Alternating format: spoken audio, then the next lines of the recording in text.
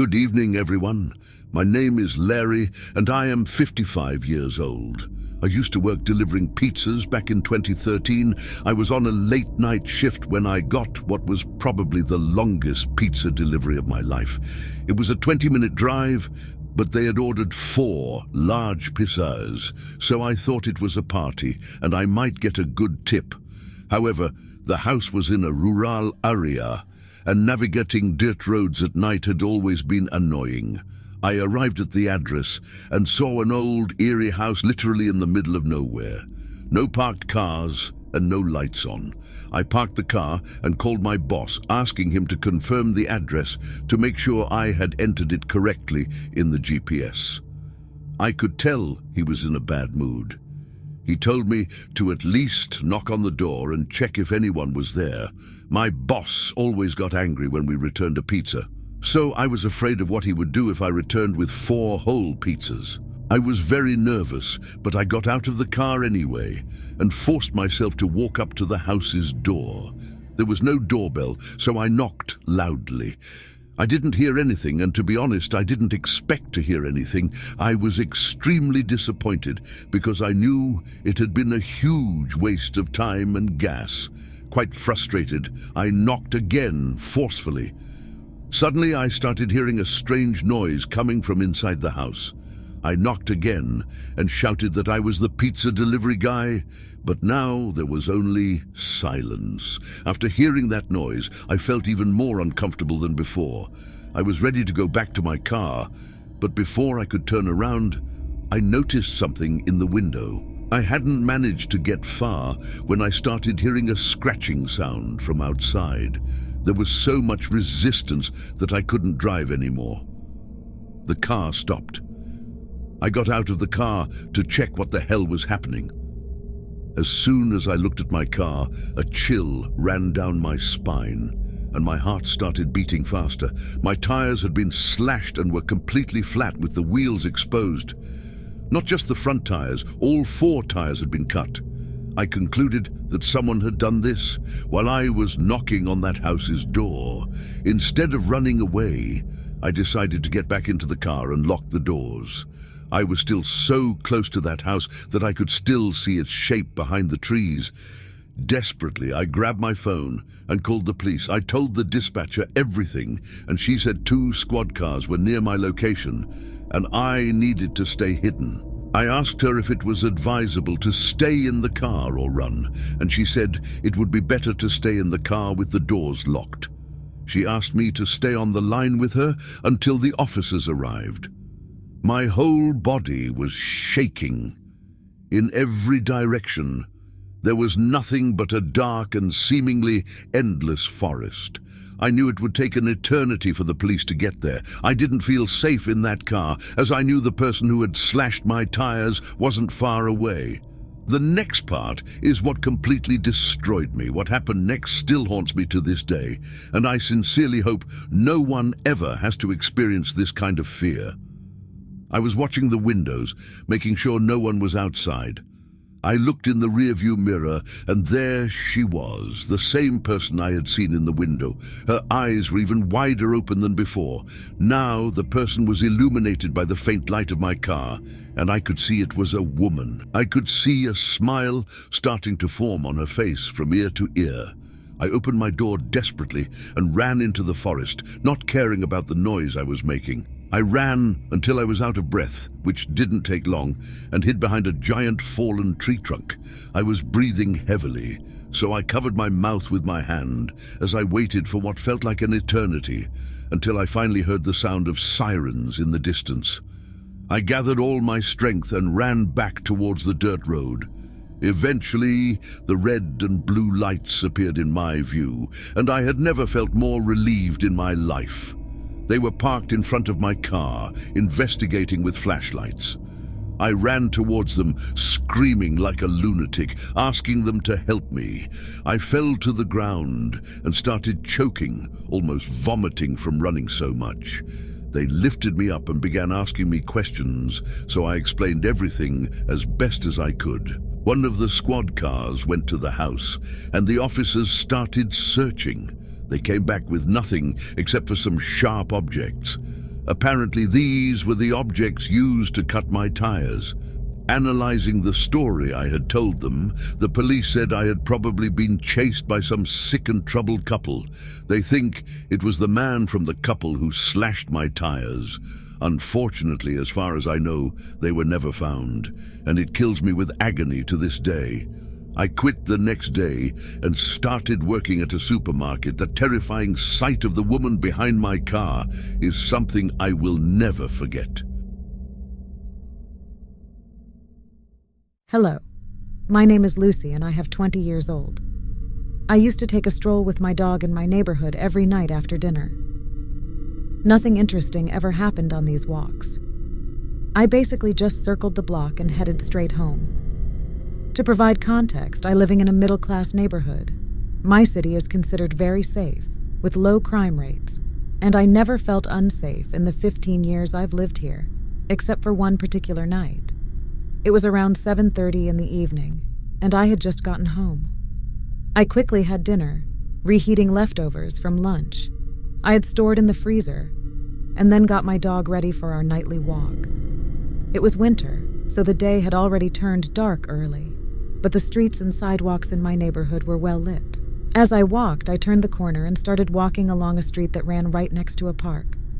This was the route I always took, as it made a nice circle back to my house and took about 15 minutes.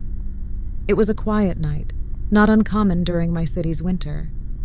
During the walk, I stopped and stood on the snow-covered sidewalk, watching my dog sniff a tree, and then I began observing the park. It was at that moment I noticed a car parked in front of me, about 100 meters away. The car was parked on the side of the street near the sidewalk where I was. All the car's headlights were off, but the interior light was on, and I could see someone moving at the front of the car. I tried to discreetly look at the car, not wanting to make it obvious what I was observing, but I was genuinely curious and wanted to know what the person was doing there. The car wasn't close to any houses, and the day was already dark and cold, so it was hard to understand why the person was standing there. I wasn't worried yet, just uncertain. I pulled my dog's leash and started walking again. As I approached the car, I saw that the person was a man, and he seemed to be searching for something. He was frantically rummaging through the glove compartment. I was still sort of looking and sort of looking away, trying not to be noticed when the man suddenly looked to the side and made eye contact with me. My initial reaction was to look away, but then I looked back. At that moment, I was only about 15 meters away from the car, so the man waved at me in a friendly manner and rolled down the car window. "Excuse me, could you help me?" he shouted through the window. The man seemed to be around my age and looked like a regular guy. I asked what he needed, and he basically said there was something wrong with his car, explaining that the car wouldn't move. At that point, the man started using many technical car-related terms, and I didn't understand any of it. Anyway, I couldn't help him. "I'm sorry, but I can't help you with that," I replied, pulling my dog and starting to walk again. After walking a few meters, I heard the sound of the car window going up. Then I heard the car engine starting, and a few seconds later, I heard the car driving away. I turned around and saw the man driving his small car down the street as if nothing was wrong. Witnessing that scene made me feel sick because the man had lied about the car being broken. After a few seconds of that initial shock, now feeling a bit nervous, I turned and started walking a bit faster. I was 10 minutes away from my home, and my mind was racing, thinking about how disturbing it was to see that man driving normally right after saying his car didn't work. I stayed on that sidewalk for another 5 minutes until I reached the end of my road. The final part of my route is a path that goes behind some houses, leading to the back of a neighborhood very close to my house. This was the darkest and most isolated part of my route. When I reached this part, I walked even faster, trying to get out of there as quickly as possible. However, as I was traversing this darker part of the route, right in front of me, on the dark street at the end of the path, I could see the same car. I could only see the front part of the car, but it was clearly the same car as before. It seemed like it was strategically parked, trying not to be seen. With my heart almost pounding out of my chest, I turned abruptly, pulling my dog's leash hard, and then started running in the opposite direction, back to the path I had come from. As we returned to the park, I turned onto another street and took an alternative route home. This was a much longer route, but it was better lit and passed close to several houses. Fortunately, it seemed that the man couldn't find me anymore. My heart was still racing when I got home, but as soon as I arrived, I called the police immediately to report the man. Unfortunately, I realized I hadn't noted down the car's license plate. Worse still, a few nights later, I saw that same car parked near my walking route, but this time, all the lights were completely off. As soon as I saw the car, I called the police again. The police arrived and investigated the car, but to their surprise, there was no one inside. Checking the license plate number, they found out that it was a stolen car. Discovering that the car was stolen confirmed to me that the man was dangerous.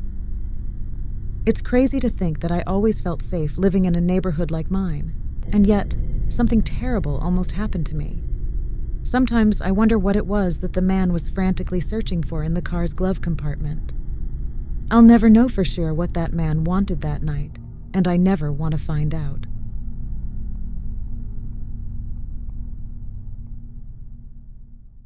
Hi, my name is John, and I have 35 years old, but this story happened when I was a child, at the age of 13.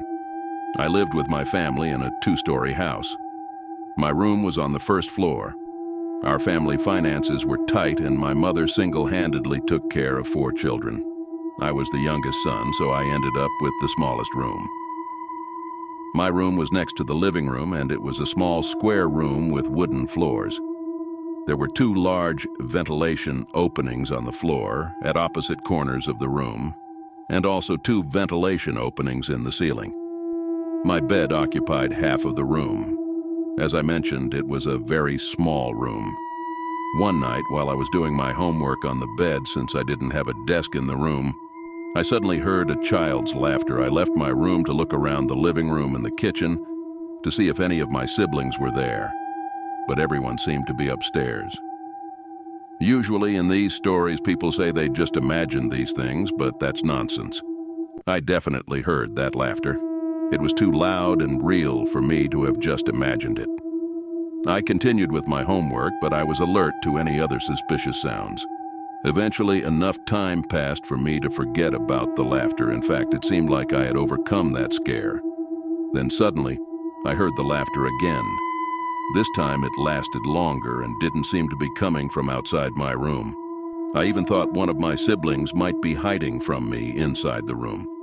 So I followed the sound of the laughter to the corner of my room.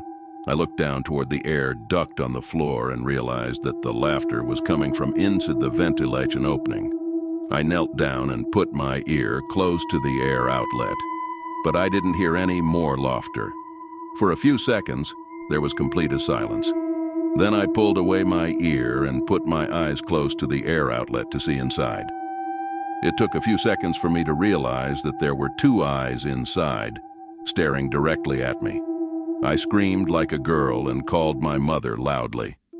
Moments later, she rushed into my room, but conveniently the laughter had disappeared and the eyes were no longer there.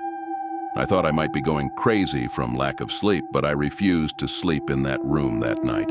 So my mother let me sleep in her room that night. This continued for a week, in fact, before she insisted I sleep in my own room again. Incredibly, I spent the next 4 years in that same room before we moved out of that house. However, nothing paranormal happened to me since that night. In the video description, there are links to horror and thriller books in case you want to buy. And if you enjoyed this story, please like and subscribe.